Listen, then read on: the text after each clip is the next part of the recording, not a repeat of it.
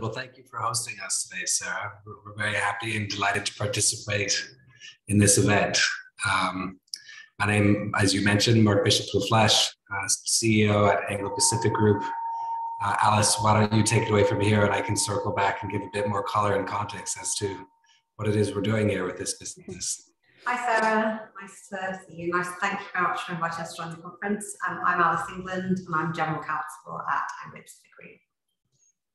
So Sarah, in a nutshell, Anglo really intersects and tries to solve one of the greatest challenges, but also one of the greatest opportunities we think of the next decade in the context of the energy transition. I think one of the challenges fundamentally is, number one, the energy transition will be incredibly metal intensive. And the world, in order to build wind turbines, in order to build lithium-ion batteries, will really need to produce a lot more commodities. On the flip side, there's a perception, and we think it's a perception because the mining industry is doing so many things so differently, and in many ways, a huge improvement. But there's a perception potentially that the mining industry is a part of the problem. And unfortunately, that's really the conundrum, in that we can't have a net zero target without a more sustainable mining sector, and without producing more of the commodities that we'll need to achieve simply as raw materials. So Anglo really, we are at that intersection where we're really looking to fund and provide capital to mining companies or to the mining sector, where we're looking to develop mining operations that are very, arguably some of the most sustainable mining operations within the wider commodity complex. So I'll pause there, Sarah, as I'm sure your mind is racing with further Q&A, but hopefully that gives you a bit of an introduction as to what we're trying to achieve. Thank you very much for that, Marc. So I think just for the benefits, not just for myself, but also the audience as well. Some people may never have heard of a royalties company. So what does a royalties company really do, and how do you differ, say, from a typical investor? Yeah, a royalty company, in financial product, is somewhat similar to an equity investment and somewhat similar to a debt investment. So without getting into the nitty-gritty detail as to what all that means, I think the most important takeaway really for the folks here who have joined us today to understand is that when we make investments, we are looking to partner with the mining project for 20, 30 years. And we're really in it for the long run and the long haul. We very rarely exit our investments, and therefore the company's sustainability policies, really across the whole ESG spectrum, not just the environment, but also in the context of the prior speaker, the social aspect, where we spend quite a lot of time, for example, looking at what are the sort of community benefits of a mining project, and how will the community benefit in terms of local employment, training, education, so that holistically over the life of the project, we're not just sort of supporting mining projects that are looking to sort of extract materials with fly-in, fly-out workforces. We're really looking to partner with folks who can make a difference in a number of areas, including the E aspect I just mentioned. So with that then, Marc, and I'm sure Alice will have comments on this as well, without giving away the secret sauce, of course, how do you find those projects? Well, there's not too much science to it, actually. A mining project typically takes 20 to 30 years from the time that it's discovered to when it's actually built. And that's a big challenge that we're going to have to tackle. When you think that the world in 10 years, in order to fuel all the electric vehicle batteries, will require 3 times as much nickel production in 10 years as it did in 2020. And that's an incredible challenge. And so therefore, these opportunities in these projects are fairly well known. And it's fairly well understood which projects have the best characteristics in terms of economics, but also in terms of operators and track record. There are very clear signposts in terms of permitting, in terms of environmental impact that really allow us to assess a number of the factors that ultimately will determine whether a project is operating in a sustainable fashion. Yeah, just building on that, on what Mark said, we spent a long time building up a very good ESG framework, due diligence framework that we use to assess the mines that we're looking at from the investment point of view. We score that and have a good due diligence framework that gives us an idea across, as Mark said, the E, the S, and the G, not just looking at specifics. And then using that to benchmark against the portfolio we've got and our knowledge of the industry. And as Mark says, it's about making the right investment rather than making an investment and then realizing that's not the right one, because we're in there for the long term. It's not something we then look to exit. So it's important to get the investment right. It fits the right criteria, it fits within our strategy, and then we form a partnership going into the long term. And so with that, Alice, have you ever had to exit a partnership because things are going wrong, or is it something where it's really the key is that word partnership, so it's engagement with that particular project, that asset, to say no, actually we're in this together, we've got skin in the game, we want to make this look right? So I mean, have you had to exit from anything? We've, as you say, we've got partnerships, constant engagement with our operators. There has been, we have made a divestment last year where we've taken on board investor comments, also looked at our portfolio support. We have made an exit and divestment of thermal coal, which we did in just November last year. And that was a well thought out decision, board decision, also taking in investment comments at that time. But never have we had to divest because we've had a bad player we haven't been able to engage with, talk with. It's more about strategy and refining that strategy. And it is an interesting point, if I may, Sarah, in that Anglo Pacific is a really interesting company. 8 years ago, this business was almost 100% coal in terms of our commodity exposure. And over those 8 years, we've very consciously, deliberately, and methodically built out and repositioned our portfolio such that in 5 years from now, almost 100% of our commodity exposure will be to commodities that are either directly flowing into decarbonization or are commodities that, relative to other producers, have, for example, lower scope 3 footprints. So it's been a lot of work to reposition this company. And, in life, anything worth doing is a lot of work. We've been quite successful in many ways of using our heritage of coal to completely reposition ourselves for a new century. We're certainly going as quickly as we would like. By 2026, we'll materially no longer have any coal exposure, but it is a journey, right? It's very difficult to do things overnight. But we are committed to that path and to that strategy, and we hope that people have noticed, and our investors certainly are supportive of this strategy. So with that, then, Mark, one more question, if I may, with regards to the coal.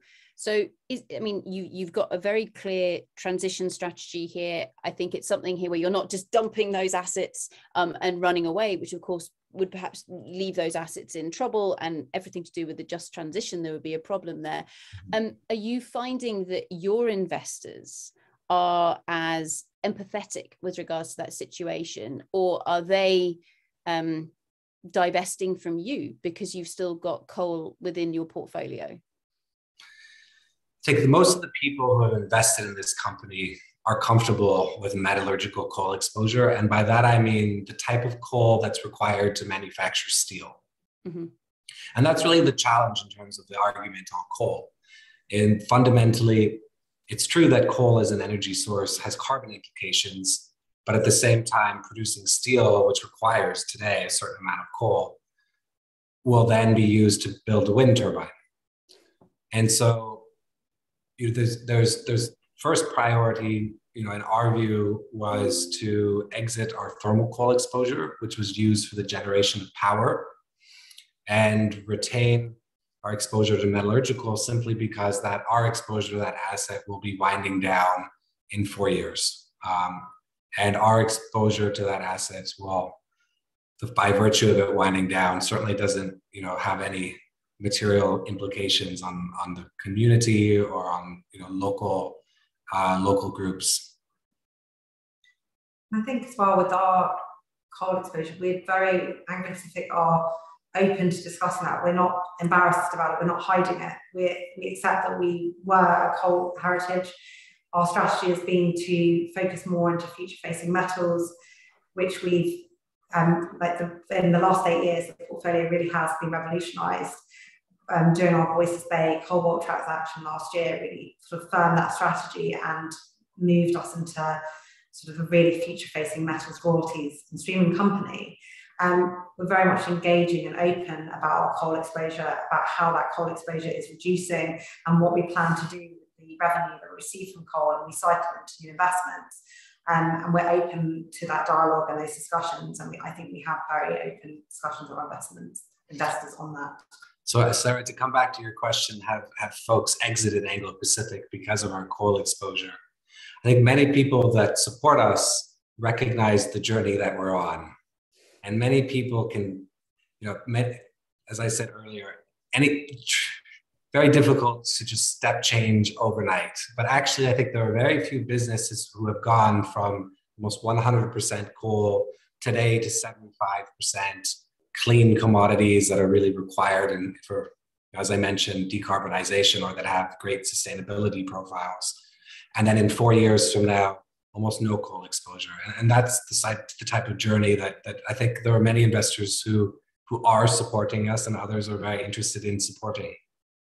Great. So if you rush your investments, you can end up making, if you want to be take your time over it, make sure that you're making the right investments and not rushing this. And the energy transition, as Marc says, it cannot happen overnight.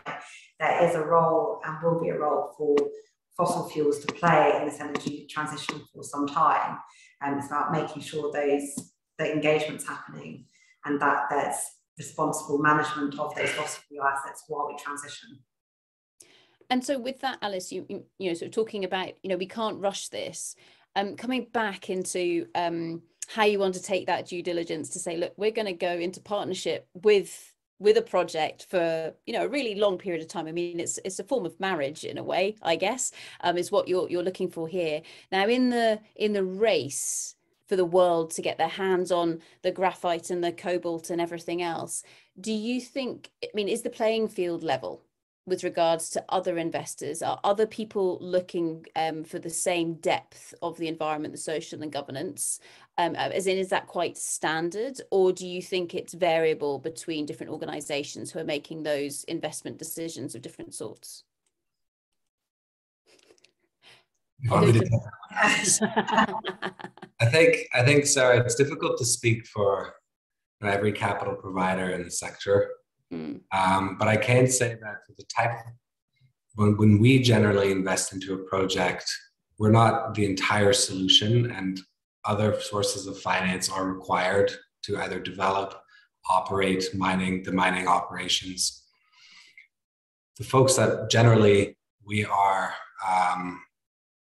sort of co-investing with, if you will, or partnering with, whether that be lending banks or primarily Western-backed asset managers, they very much share many of these sensitivities and these areas of concern and due diligence when evaluating new investment opportunities. Alice, I'm assuming that you agree with Marc there. No, definitely, I do. I think that, the differences with the ESG frameworks and due diligence, there's loads of different approaches, and it can be shallow, it can be deep. But I think ultimately, if you are looking at a project and asking the same questions, which often, as Marc said, we're not often coming into this alone, we are investing in other people. But I do think, however you approach it, I do think the main questions get asked around sort of what the issues are, and that you do come in that investment even if it's different angles, you come in together at the end. Where we are perhaps unique, Sarah, is the fact that our entire business strategy, our vision, but also our purpose is to partner with mining operations that are going to fundamentally operate in a much more sustainable fashion, but have, at least from what we can tell, some of the most robust ESG risk profiles of all the projects in the mining sector. And I do think that that's quite a unique proposition in that, you know, effectively every dollar that we spend to some degree when we help fund these mines is in some way contributing to a lower carbon future for our children and our grandchildren. Great, thanks for that, Marc. And I think that's absolutely brilliant, and I like thank you for actually, I think, explaining that partnership model, especially with the other people who are coming on board with regards to the finance. Coming back down to the mining companies and tapping into what you've just said, Marc, is there something, and apologies, this is probably a nasty question, is there anything that frustrates you about mining companies, not necessarily the ones that you're investing in? Perhaps there may have been somebody you considered going into partnership with, but there was something that they just weren't doing to make you feel comfortable with regards to those areas of ESG threats and opportunity. Is there something that the mining sector can be doing more of to make it easier for you to invest? Alice, do you mind if I take this one? Because I do feel passionately about this topic. Sure. Go for it, Marc. And I think the mining sector could do a much better job of communicating all the good things it does. I think, unfortunately, there's a perception, and many of the news stories often focus on the negative.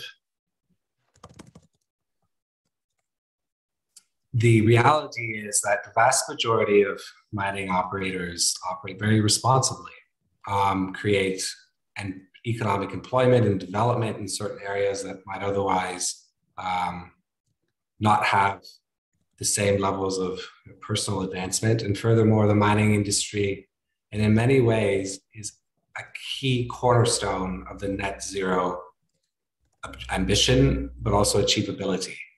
And so, if anything, I would love it if the mining sector as a whole, and we certainly try to do our part, but could help try to further communicate that the mining sector is really the intersection between, you know, where we are today in terms of where we want to be in 30 years from now. Achieving net zero is unfortunately going to be very challenging, if not impossible, unless the mining sector plays a huge role. And I completely agree with that. It's the mining sector needs to do a sort of overall rebrand of itself, because it is part of the solution of the transition. And I think as an industry as a whole, it spends a long time being embarrassed about certain things. About if you're digging a hole in the ground, explain why, engage with your stakeholders, local communities as to why you are, what that product's actually going to be used for, the end product, and why it's there, and try and rebrand itself to show that it is part of the decarbonisation solution. And it's about not being embarrassed and sort of hiding things. If things have gone wrong, owning up to it, talking about it, and then saying about, you know, what you are doing. As Marc says, a lot of mining companies do have good ESG practices and responsible mining, but often, you know, if something goes wrong, they get a lot of negative press, and it's difficult to come back from that. Fantastic. Cool. So thank you so much, Marc and Alice, for coming to join us here today, because I think the vast majority of people on this call and watching on YouTube online, I suspect, don't normally interact with royalties companies, etc., and actually understand that you really are very much part of driving the accountability, which I guess is part of what I just heard from Alice there with regards to those mining assets, and then also being part of this system and this infrastructure around how do we ensure we extract those minerals and metals and process them in the most responsible way. So with that, Marc, Alice, unless you've got any final words of wisdom you'd like to share with us, I shall invite everybody to share with me a round of applause for your wonderful selves. And thank you so much for coming along here today. Absolutely brilliant. Thank you very much. My pleasure. Thanks. Thank you very much for having us. Brilliant. Thank you very much both. Really, really fantastic addition to our discussions that we've been having here today.